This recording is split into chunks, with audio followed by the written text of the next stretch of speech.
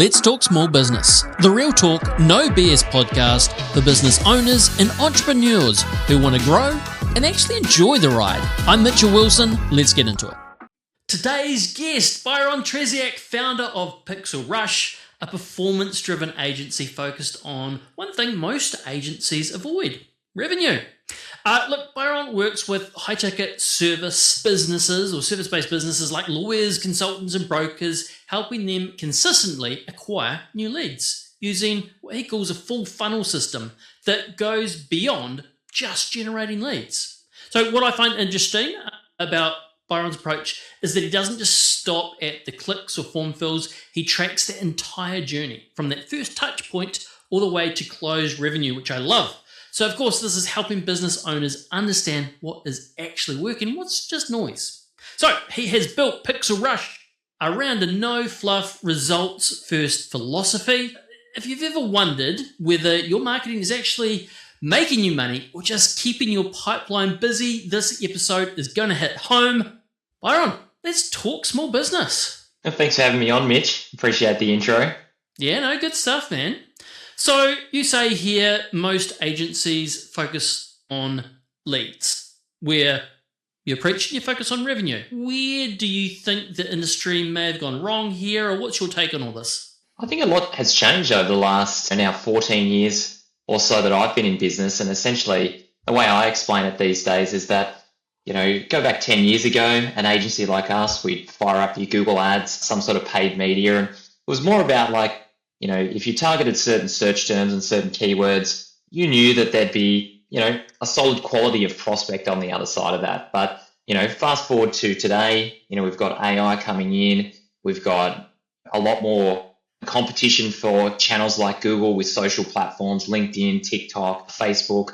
And, essentially there's a component of lead gen now, but there's also a component of, garbage control to some degree, where the diversity of leads is actually much more significant than what it used to be. And you can't really guarantee now, just because, you send through 100 leads to a business, that they're actually getting the right kind of leads. More so, are they actually handling those leads as well and managing those effectively? So I think a lot of agencies are still in that kind of guerrilla pump, look, I've created fire type of scenario, when, on the other side, it's just not as impactful as you need it to be for that business. So, essentially, we want to get businesses into a position where they can effectively buy their growth rather than wait for it. And that comes by knowing your numbers and moving away from that gut feel vibe. Some people say, well, money in, money out. I sort of know that it's working or not. But sometimes when you peel back the layers on that, you realize it's actually not the area that you thought was working. It was actually something completely different. So, you've been spending money here and pushing money towards a platform like Google or Facebook. And I call it the dealership fund, because you're giving Zuckerberg another reason to go down to the dealership and buy a car. And I'd rather see that go to your house or your mortgage, or pay it off, or, invest it back into your own business than just give it away for nothing.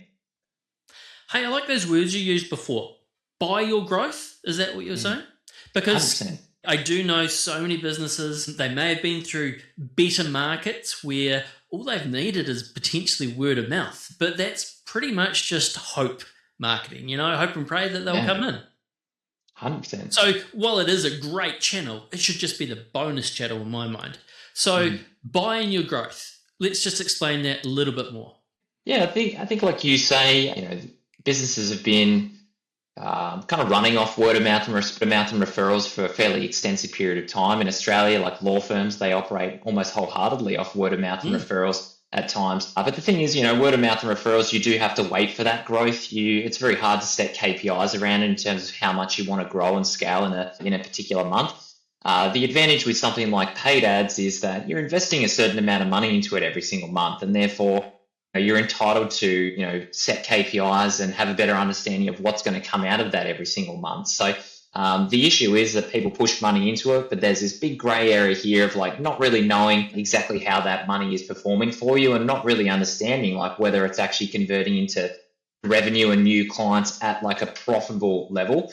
Now, essentially, if you can push money in and you understand your cost per client, let's say that your cost per client is $500. If you're getting even $5,000 out the other side of it, you're in a ratio there where essentially it says for every 500, I'm getting 5,000 back. If it's more than that, you're getting 500, you're getting 10,000 back, well, even better, So if that's something you can do on a recurring basis, you're essentially at the point of saying, well, if I need 10 clients, I need to spend 10 times $500 to go and get it. So it becomes very much like a mathematical equation to be able to go out and get that. But the fundamental there is to be able to track it, see it, because, essentially, even if you're thinking about it from a gut feel, like some business owners' gut feels pretty good. But there's still a difference if you were to say to someone, okay, well, let's just double your ad spend today. Well, I don't know, Byron. I don't know if I want to double it just yet. And that is because, fundamentally there's some confusion there around those numbers. Okay, so we're going to head on this a little bit more and dive deep. Before we get there, I'm really interested to hear about your story into your business. So where did it all start, your journey into entrepreneurship yourself? I was actually working for one of the big four banks. I was actually in the world of computer security. So essentially, trying to keep the hackers out of big banks at the end of the day. I was very passionate about computer security, still am. I think it's a great space. It's a fun space. It's probably not as sexy as a Hollywood movie when you're talking about hackers and, but I think it's a fun space. And so I had some really, really good opportunities in that space, but just got to a point where I really wasn't enjoying my time at the banks, kind of felt a little bit swallowed up. We were trying to push some new objectives, which weren't really moving forward for us. And I think security is very much about kind of restrictions in terms of what you do with the internet. And ever since I was probably a teenager, I was always trying to create web projects or do different things that would bring my friends or bring my family to start using this kind of web project.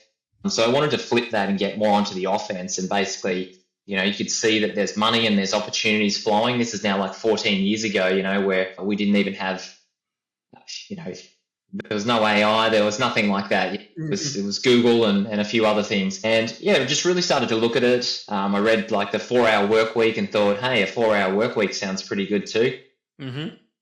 But it was really just that dive into, affiliate marketing and online business and starting to earn some money that way. And that really flipped into, the skill sets that I've now brought into running my own agency. Brilliant. Hey, exciting story. And of course, how is Mr. Tim Ferriss's 4-hour work week going for you? Not going so well for me these days, I think it's still a book that you can go back to, I think, and, read it again. And there's things that it'll change your train of thought about how you're doing things from a day-to-day perspective. But the 4-hour week still eludes me at this point. What do they say, that most entrepreneurs will work a 60-hour week to save themselves from a 40 at the end of the day? Yeah, you're true. Yeah. Okay, so let's start from the very beginning in someone's journey advertising in the online space, which is what you're doing. Let's first of all just stay away from who you deal with, which is your lawyers and accountants. So we'll just use some other example, make up a few numbers in our heads. But let's take a tradesman, okay? Where would you suggest for them to start? I guess the two big ones are going to be Google or Meta, being Facebook and Instagram. Obviously, we've got some others, being LinkedIn and TikTok and some big platforms. But where would you suggest that they start? What kind of channel? I think Google's obviously the big one. The kind of concerns we're seeing these days is that, especially for tradies, it's hyper competitive. You're paying big money in that space. And I think things like search optimization, which I used to say was probably the most effective channel out there. You could start writing articles. You could start get a ton of almost like free visitors to your website, and that would passively sustain, which is almost unheard of when you look at the existing world that we're in, where it's always just like give. I'm always pushing for the next piece of content that needs to go out. So, I think Google's still a prominent one. Things like Google My Business are great if you can get a lot of reviews, a lot of local visibility with Google My Business. I think a lot of people sleep on Google My Business. It's probably one of the most cost-effective channels at the moment if you can get a lot of reviews, continue to add content to it, have it well optimized. I think, say again, going back 10 years, you'd often find a tradie within the Google search results, click on their website, see what they offer, build the trust. But now the trust almost occurs through like Google My Business first, where you're seeing like, oh, somebody's got 100 reviews. they're 5 minutes down the road, so they can probably get to my house pretty quickly if I've got a plumbing issue or something like that. The website becomes almost like a secondary at that point, where you're like, I've already got the trust, I already, see what I need to see, but I might just go to their website maybe just to see a face, see if they're going to turn up to me, in branded uniforms and feel like this is a sophisticated business, or whether, this is a random white van and a random person that maybe, might not be able to trust in terms of bringing into my place. So that's one area.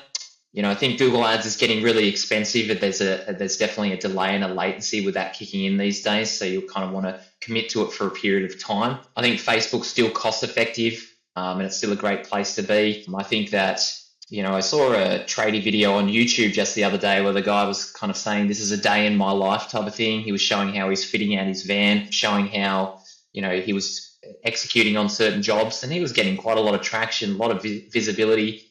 He was getting jobs out of that as well. So there is that organic component that's coming through with platforms like video, where you can show a little bit behind the scenes and you can tend to attract and find an audience as well.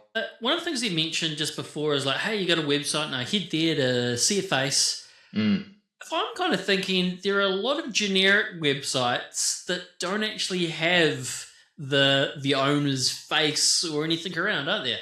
Yeah, I think back in the day, we used to use stock photos when we were building, and then as we grew, a lot of businesses that we spoke to or clients, they'd say like, this doesn't really feel like it represents me. It doesn't feel like it's me when I look at this website. I'm like, yeah, that's because we've got to get some professional photos on there. We've got to really make it feel like you, and often those professional photos really transform a website. But, again, going back 10 years, you would say that just having a website, having reviews, having a clear kind of why choose us section, that was enough to like get through and kind of stand out. But these days, that's just your ticket to the game, basically. And everybody out there has the same thing. And so that's why I'm a big fan of video, because it gives you a point of difference there. Like if somebody's able to watch like 4 videos of how you do a specific job, then it's probably going to build a lot of trust and give that person a point of difference. Whereas if it's just, like for like, everybody kind of says the same thing, we're stuck in a sea of sameness, especially when it comes to Google, I think. Okay, picking up on that video portion that you've just said, everyone's got a phone in their hand with a camera and a video on it. Is that like, should they just be using that, or should they be getting professional footage? What's your view on that? Yeah, well, we do a lot with video-based ads, and one of the things that people say to me is like, I'm not a Tom Cruise, Byron. I'm not a Brad Pitt. And I'm like, I almost embrace that challenge, because it's actually the ordinary, everyday Australians that I'm very excited, or New Zealanders, that I'm excited to help showcase that they're actually able to, with basic camera equipment, actually see quite a substantial impact. I say, welcome to the face that generates leads club. You've just been inducted into it. And, we've got some clients that kind of sit there kind of straight as a board and deliver the script straight to the camera just with a basic camera phone. We put a little bit of editing on it in terms of captions and, maybe some transitions.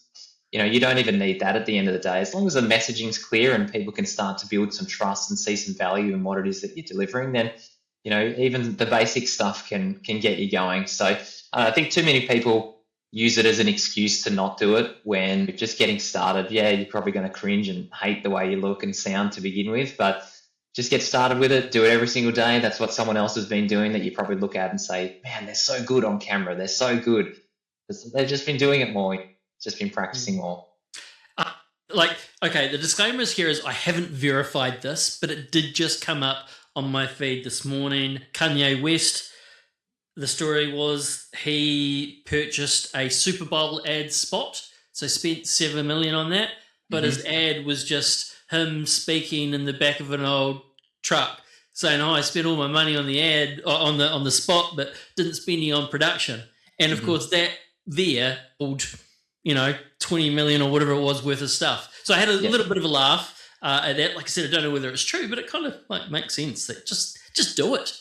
Yeah, 100%. We find messaging's really key. So some some of my clients are almost shocked that I do a lot of market research. But generally, if you do want to hit a certain audience, the more market research you can do about that, about the pains that they have, essentially kind of talking back the problem that they've got to them. They're like, wow, that's exactly me that he's talking to just there. And that in some ways becoming kind of the future of marketing, whether you're doing a lot of social videos, whether you're doing paid video ads. It's really like, we're not going out anymore and saying, here's my generic ad, like we're the best local plumber in, Melbourne or a certain area. Like that's just same.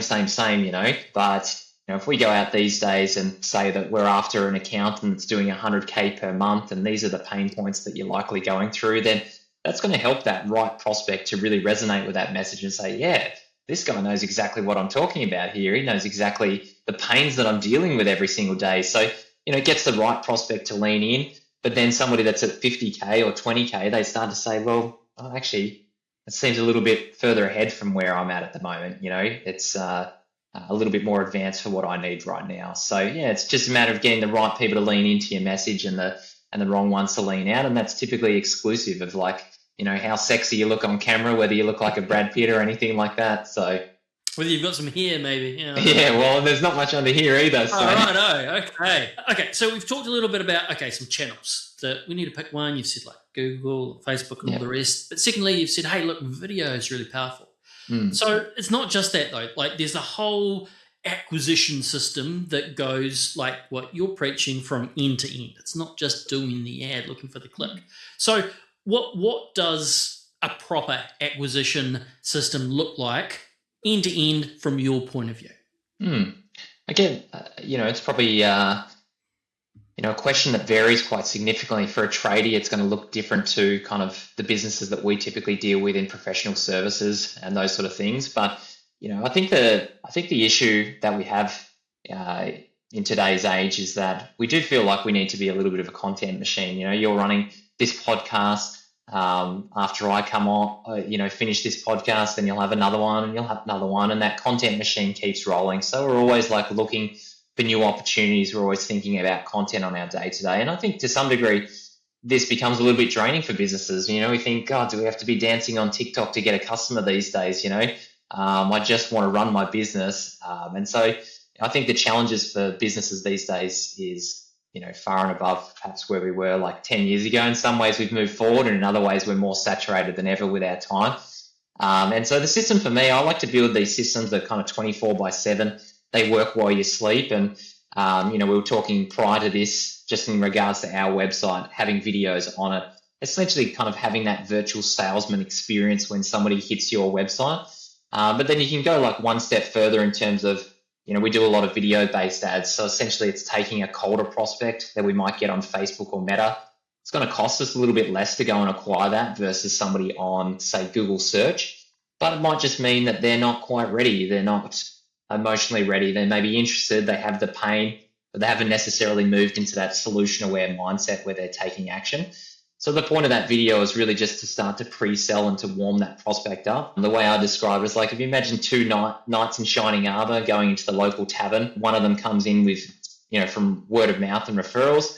He's ready to go. He just wants to sit down. He wants to have his beer. He's ripped off his armor. He's sat down at the table and he's just digging into the beer, digging into his big kind of, chicken leg. But a cold prospect, they're typically... they come in, they walk in still with all their armor on, so you give them the beer, but they're sort of drinking it through the cage, they're trying to mash their chicken wing through that. So it's up to us as advertisers to start to like peel back that, at least get them to move, take the helmet off and take off a bit, make yourself a little bit more comfortable, even if you're not feeling fully safe just yet. And so that's part of these sort of full funnel systems, which they're there to peel away the layers a little bit more so that by the time somebody has a conversation, they're more ready to close and easier to close.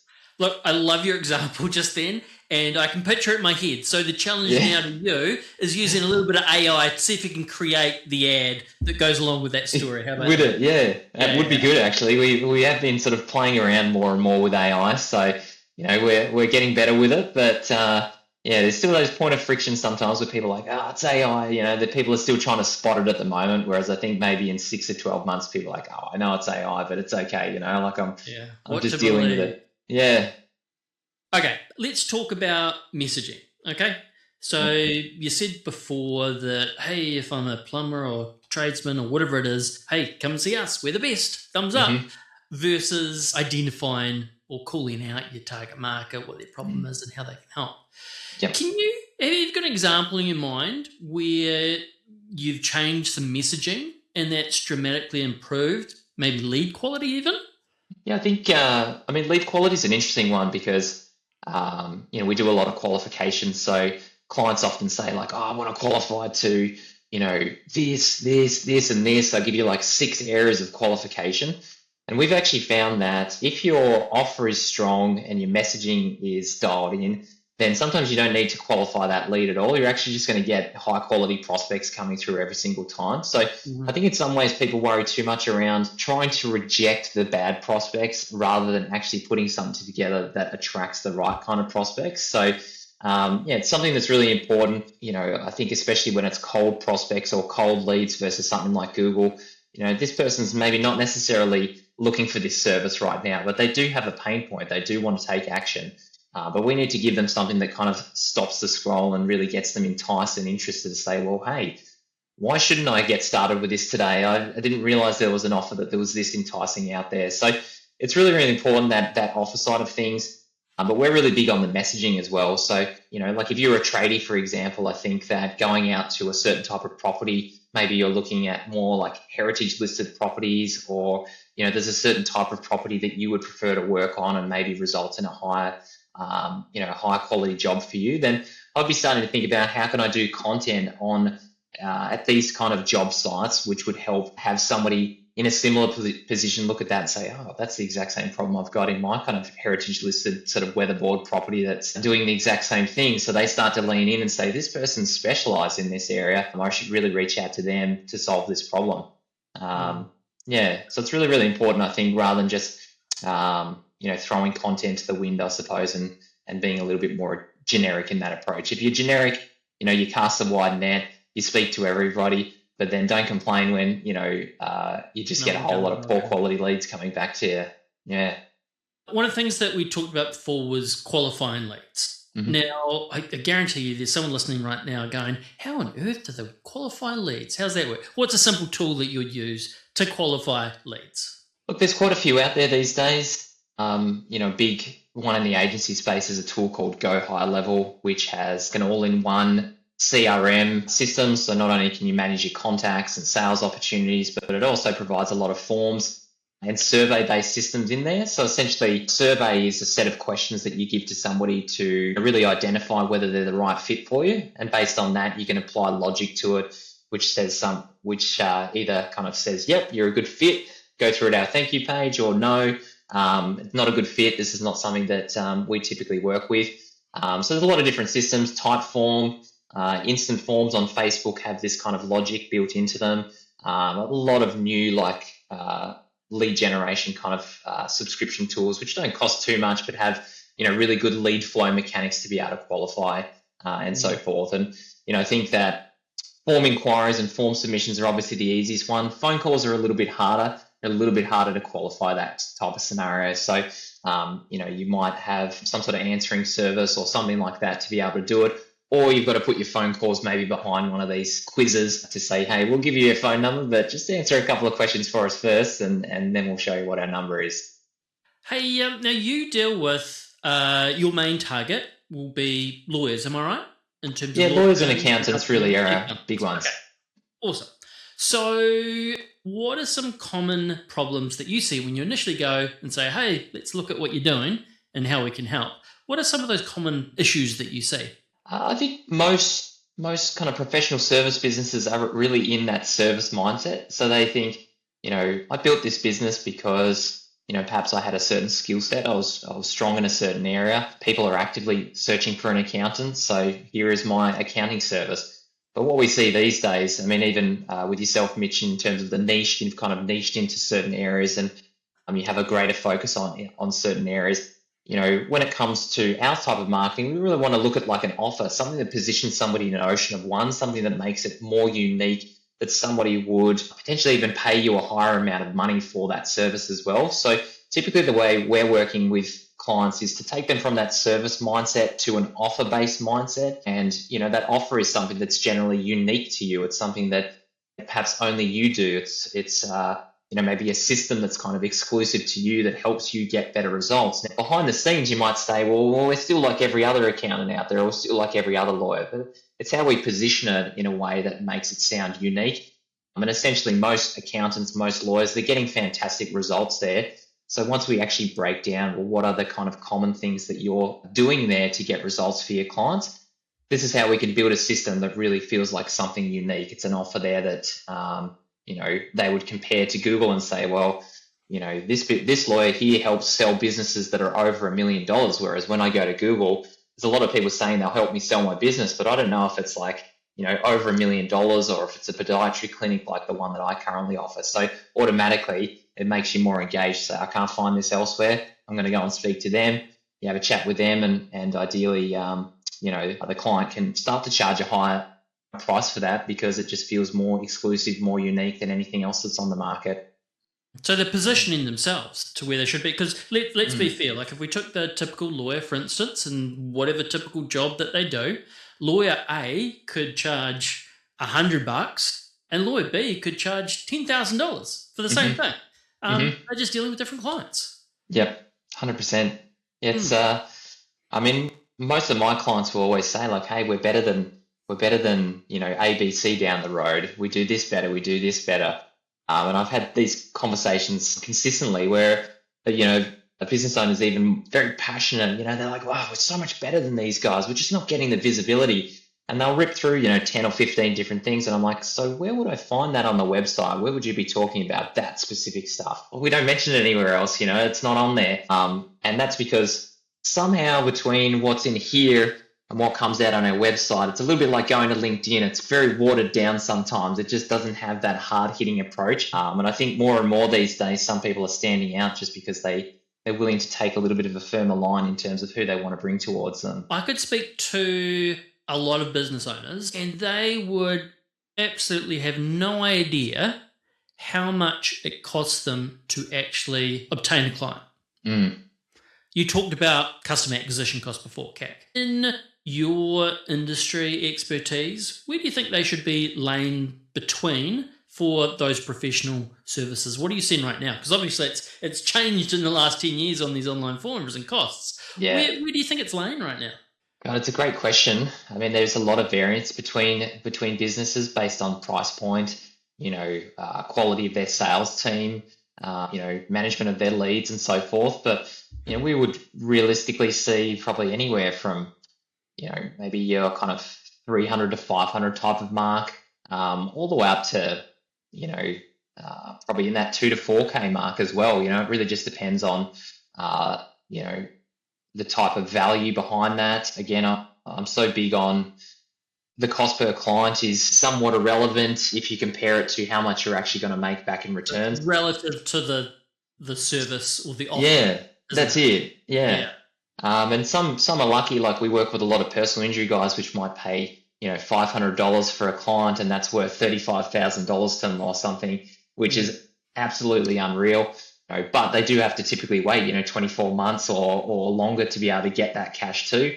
Whereas others, you might be looking at, 2K, but they're getting like 14K like straight up front in that same month as well. So yeah, there's pros and cons to both, but essentially you're looking for balance between those two numbers. And if that's the case, then you can be more aggressive with it. We typically work in like closed systems, so it's a bit easier with attribution to be able to track some of these things. If you're looking at search optimization or if you're looking at social media marketing, it's sometimes harder to even track where they've come from or even put a dollar value on that. We're fortunate we work with paid ads where we can kind of create these systems. But yeah, at the larger scale, it's definitely a complex thing. So you've mentioned organic, paid. Which matters more long-term? God, that's a great question. I think that, I like to be in control.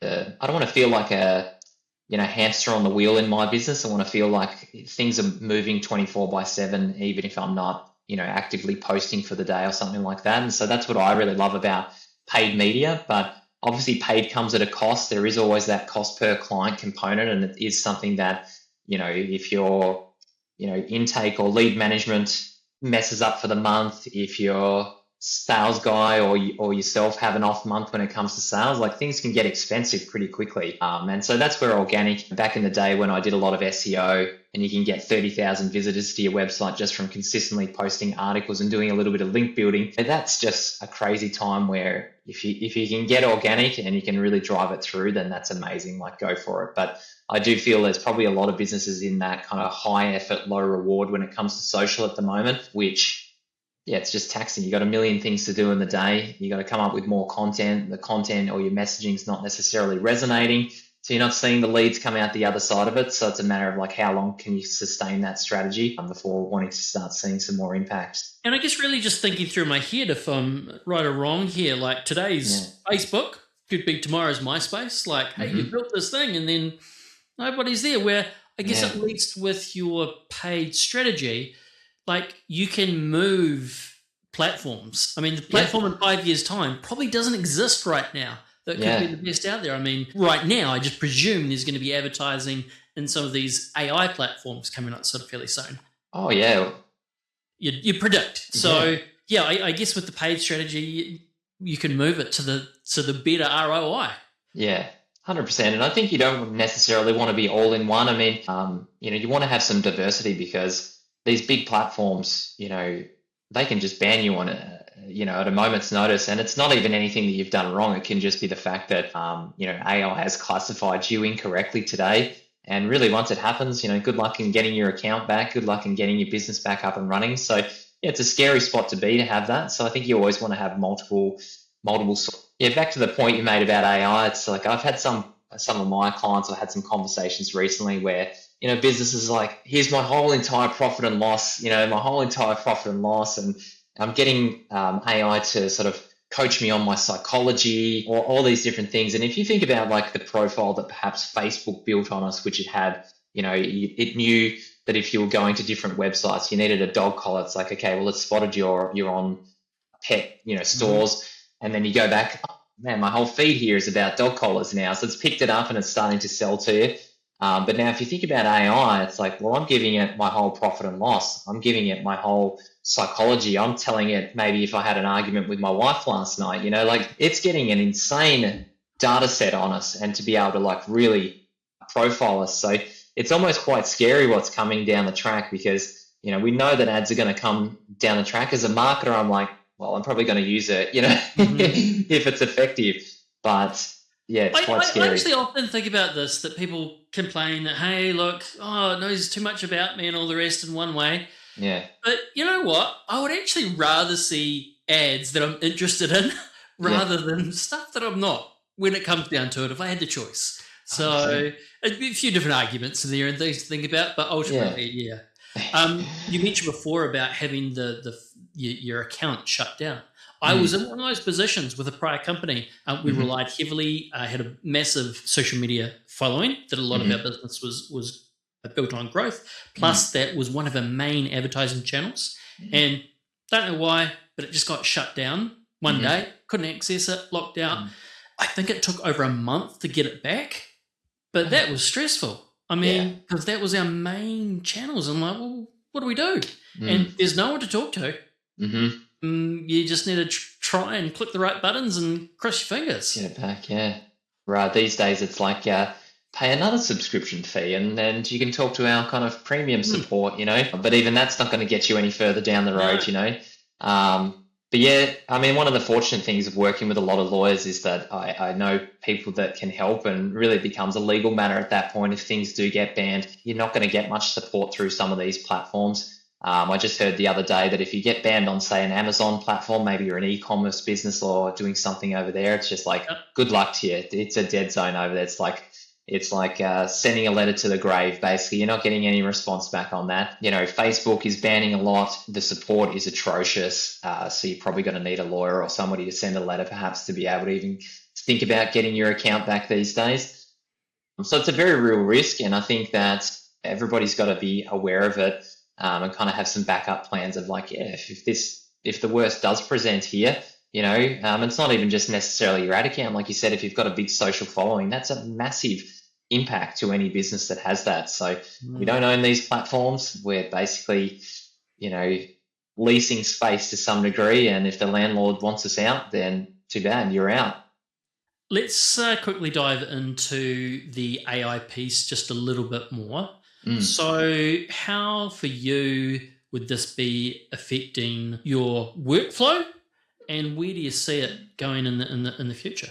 I think we're going through like rapid evolution at the moment with AI. Like we think like, well, it's been pretty good today, but I'm like, it's really going through rapid improvement at the moment with some of the things that I'm seeing come out of it. One of the areas that we started using, you mentioned prior to jumping on this call, our website, we actually moved our website from, your old school WordPress website, which has been kind of the structure that we've all built on for many, many years. And we moved over to something called Lovable, which is like an AI kind of vibe coding project builder. And just the speed to be able to do that. So, the speed that you can put things together, the fact that you can put new pages in place, how you deliver content to your site.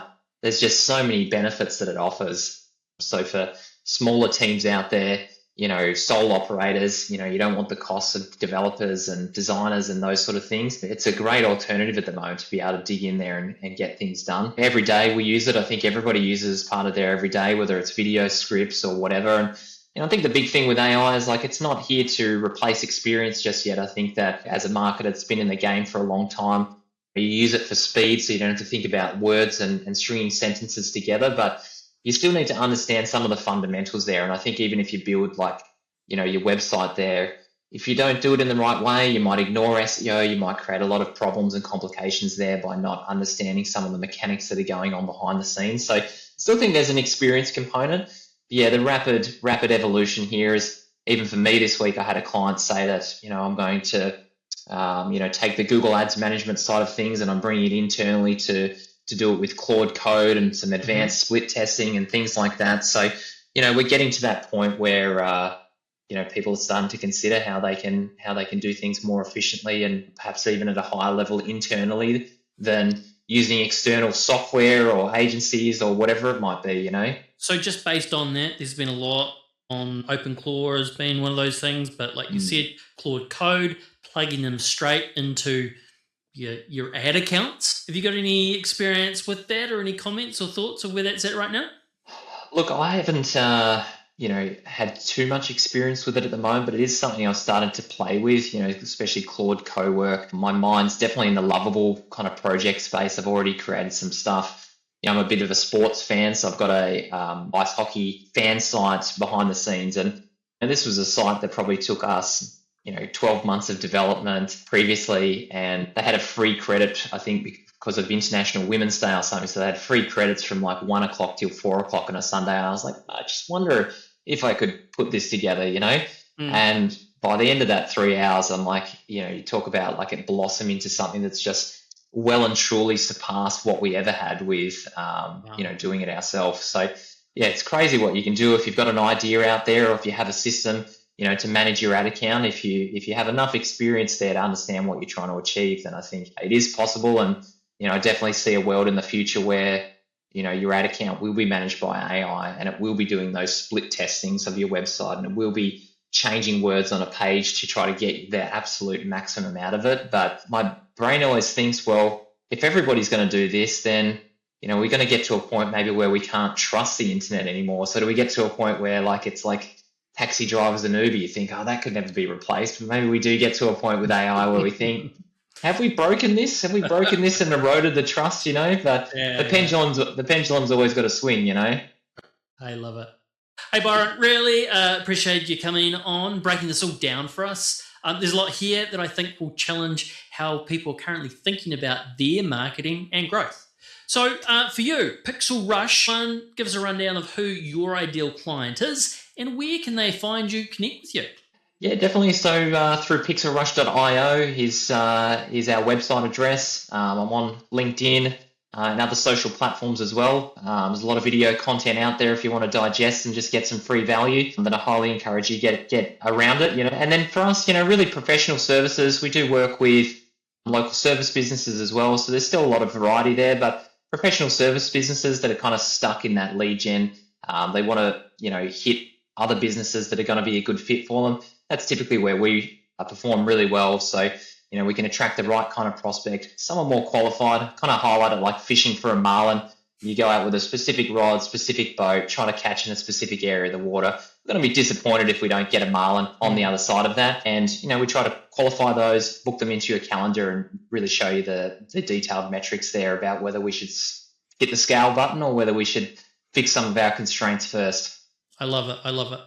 Hey, look, if you're listening to this episode and you're thinking differently about your business, whether it's sales, systems, or strategy, that is the point. So if you also want help identifying just your biggest bottleneck or what your next smart move could be, then you can always book in a free breakthrough session with myself and the Coachbirds team. Thank you once again. Really enjoyed this one. And I guess to everyone listening, remember the goal isn't more activity, but better outcomes. Cheers. Love it. Thanks, Mitch. Thanks for having me. Let's talk small business. I appreciate you tuning in. If you got value, hit subscribe, like, or drop a comment. It spreads the word and might just help another legend get their breakthrough.